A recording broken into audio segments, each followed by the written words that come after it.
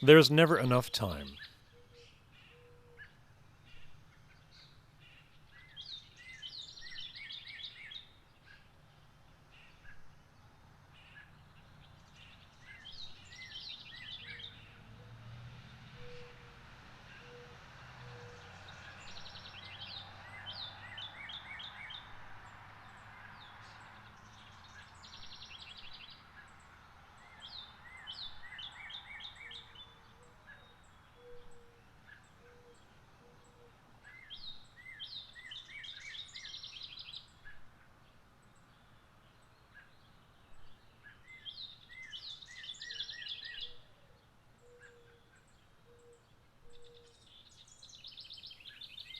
There's never enough time.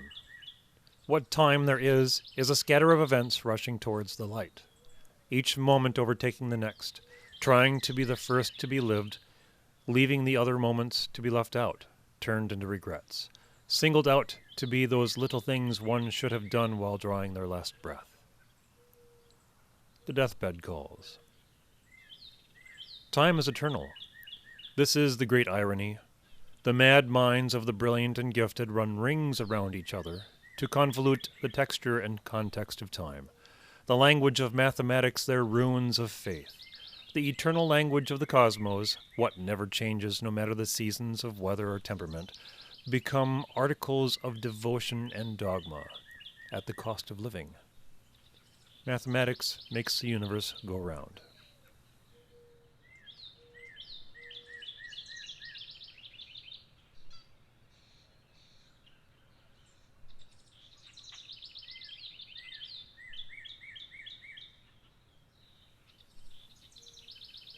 Where planets cascade into suns, a tumult of chaos that is simple nature, singularities press their immensity upon the great nothing, bringing forth the ether into flames.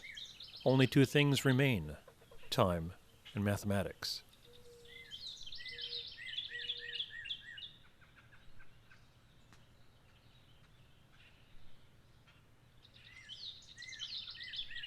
Time is the expression or expulsion of energy, of matter moving through space. The nature of the space or the composition of matter moving through this space does not alter the time and place, nor the expulsion of energy. An object moving slower does not create less time. An object moving faster through space does not create more time. As minutes, hours, days, and weeks press upon the mind how short life is, the human object moves through space of their own life. At first, there is the assumption that time is eternal. The youth waste so much time. The youth mock their elders as if the difference in age is something significant, a birthright superiority just for the sake of being young. The folly of existence plays tricks on the young as they become what they mock. Time moves on. As the moment of the end appears in the horizon, the human heart is grasped with the suddenness of the shortness of time. And still, time moves on. The deathbed calls. A debt to be paid. A mark on the dotted line of a contract signed upon first conception of the body and ratified upon conception of the soul. There is never enough time. The deathbed is waiting. The solemn second hand of a wristwatch, or the ponderous minute hand of the time clock lording over the heads of those in an office, is a whisper in the back of the mind, a reminder of the next few moments ahead. As the years follow, the reminder shifts its attention from the moments ahead to the moments just behind. The reminder becomes a temptation to ruminate over the past, to look over one's shoulder at the street one had walked down before, and think of the moment one took their first step down that street. This glance over the shoulder follows that chance encounter with questions of where one should have gone. These questions form phantom answers, which breed regrets. There is never enough time. The hours of the days become phantasms and hauntings. The unrequited lover staring back at you from the photograph, the ill-gotten sibling who could have been saved and was left to their own destruction. There is also never enough regret. The last rose you pluck was for the romance of another. The one book you should have read becomes forgotten by the world for the simple fact you did not read it.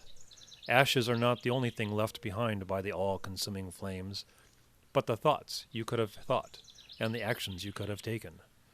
There are never enough questions of what could have been done, or for what great purpose one could have lived by.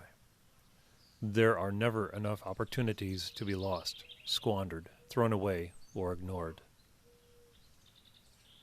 There is never enough potential in the human heart that does not get spent on useless activities or pointless drives or hollow ambitions.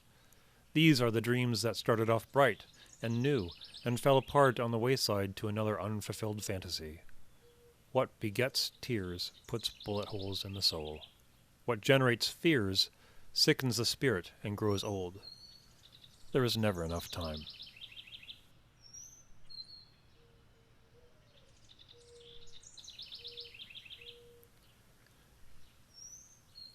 There is never enough life.